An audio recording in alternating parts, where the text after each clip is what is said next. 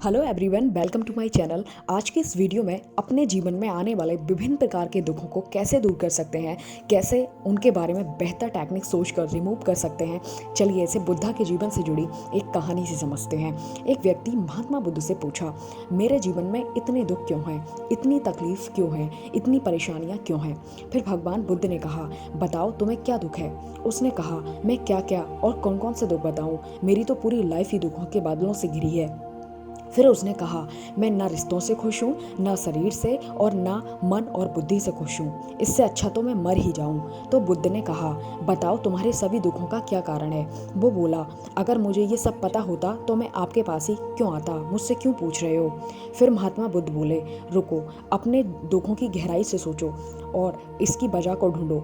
जब उसे कुछ ना मिला तो बुद्ध ने कहा, तेरे सारे दुखों का कारण सिर्फ तू ही है, तेरे मन की निगेटिविटी, तेरा मन मोह से भरा हुआ है। बुद्धा का एक इंस्पायरिंग एंड फेमस कोट तो आपने सुना ही होगा, the root of suffering is attachment. मतलब आपके सारे दुखों का कारण मोह या आसक्ति है।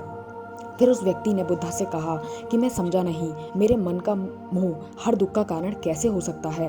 फिर बुद्ध ने उसे 3 छोटी छोटी इंस्पायरिंग कहानी सुनाई। पहली कहानी, एक व्यक्ति पेड़ से चिपक कर चिल्ला रहा था कि मुझे इस पेड़ से छुड़ाओ, इस पेड़ ने मुझे पकड़ लिया है।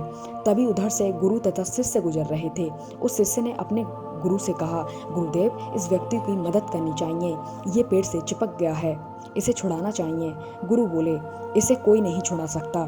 शिष्य बोला, क्यों। फिर गुरु बोले, जिसने किसी को खुद ही पकड़ा है उसे कौन छुड़ा सकता है। फिर सब कहानी समझाते हुए बुद्ध ने कहा कि तुमने भी सभी दुखों को ऐसे ही पकड़ रखा है। ये मेरा है, ये छूट ना जाए, ये मेरे पास रहना चाहिए, ये मुझे मिलना चाहिए। हर दुख का कारण है मैं और मेरे का बंधन। बुद्ध ने फिर उसे दूसरी कहानी सुनाई। जैसे एक मकड़ी रहने के लिए अपने चारों ओर जाल बनाती है, लेकिन उसमें वो खुद ही फंस जाती है।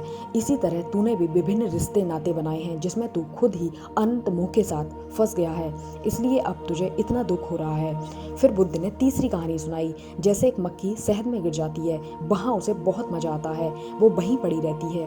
वो चाहे तो थोड़ा आनंद लेकर उड़ सकती है, लेकिन वो उस रस में इतना डूब जाती है, इतना खो जाती है कि वह उड़ना नहीं चाहती।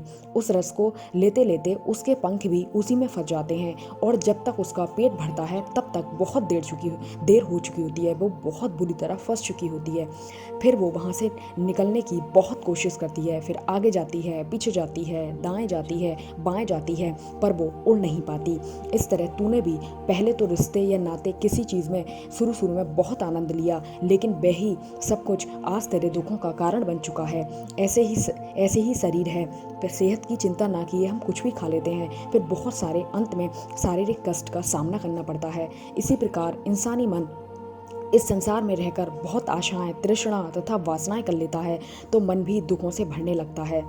अब आगे बढ़ते हैं और बात करते हैं। फिर बुद्ध ने कहा कि यही तेरे सारे दुखों का कारण है। फिर वो व्यक्ति बोला, आपने कारण तो बता दिए, अब उपाय भी बताइए। बुद्ध ने कहा, यदि तुम शांति चाहते हो तो अपने मन को मोह, वासना आदि से ऊपर उठाकर संतोष और प्रेम से भर दो, क्योंकि अगर किसी के मन में संतोष तथा प्रेम रूपी दीपक जल जाता है तो मोह और वासना से जन्मे अंधकार खुद दूर हो जाते हैं। इसी प्रकार गाइस, आप अपने अंदर झांकिए, सोचिए कि आपके दुखों का क्या कारण है और उसको दूर करने की कोशिश कीजिए।